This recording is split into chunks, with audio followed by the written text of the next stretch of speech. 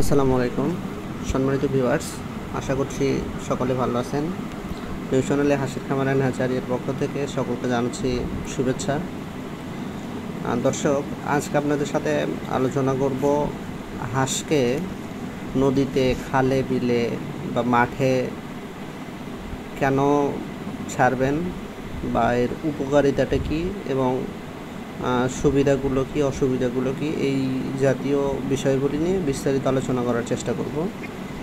দর্শক, আপনারা জানেন হাঁস এমন একটি প্রাণী যে প্রাণী পানিতে সবথেকে বেশি স্বাচ্ছন্দ্য বোধ করে এবং উন্মুক্ত অবস্থায় যদি আপনি পালন করেন সেক্ষেত্রে আপনার লাভের হার অনেকাংশেই বেড়ে যাবে। বদ্ধ অবস্থায় হাঁস পালনের ক্ষেত্রে সাধারণত হাঁসের ক্ষেত্রে খরচ বেশি হয়, কারণ দীর্ঘ সময় সুষম খাবারের ব্যবস্থা করতে হয় এবং যে খাবারটার বর্তমান বাজার মূল্য অনেক বেশি এবং তাতে করে লাভ কম হয়। কিন্তু আপনি যদি উন্মুক্ত স্থানে ছাড়েন বা ফাঁকা মাঠে ছাড়েন বা আপনার আশেপাশে যদি খাল, বিল, নদী, হাওর এই জাতীয় এলাকা থাকে, সেক্ষেত্রে আপনি কিন্তু অনেকাংশে হাঁস পালনের ক্ষেত্রে এগিয়ে থাকবেন। এগিয়ে কেন থাকবেন?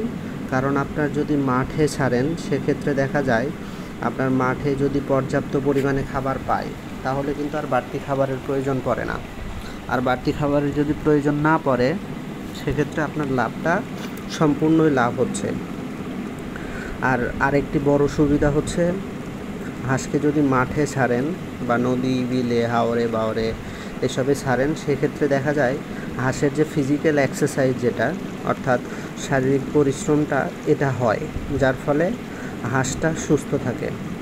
আর আপনি নিজেও লক্ষ্য করে দেখবেন, আপনি যখন নিজে শারীরিক পরিশ্রম করবেন তখন দেখবেন আপনার শরীর খুব ভালো লাগবে, চলাফেরা করতে সব কিছুতে ভালো লাগবে। আর হাঁসকে যখন আপনি মাঠে দিবেন, হাঁস চলাফেরা করবে, হাঁটাহাঁটি করবে, বিভিন্ন ধরনের পোকামাকড় পেছনে দৌড়াবে, খাবে, তখন হাঁসের শরীরের অনাক্রম্যতা বেড়ে যাবে, যার ফলে রোগ প্রতিরোধ ক্ষমতা বৃদ্ধি পাবে এবং বাড়তি খাবার তো পাবেই।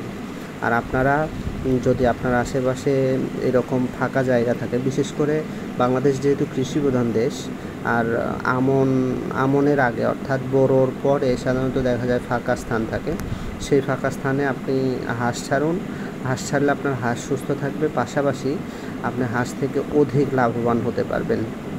আর এইসব যে কোনো ধরনের, আপনি যদি নতুন খামারি হন বা আপনি যদি দক্ষ খামারিও হন, তাহলে আপনাদের যে কোনো ধরনের তথ্য পরামর্শ আমাদের সাথে শেয়ার করুন এবং আমাদের কাছে থেকে যে কোনো ধরনের তথ্য পরামর্শের প্রয়োজন হলে আমাদের জানান। আমরা চেষ্টা করব আপনাদের যথাযথ তথ্য এবং পরামর্শ দিয়ে সাহায্য করার। আজকে পর্যন্তই, সকলে ভালো থাকবেন।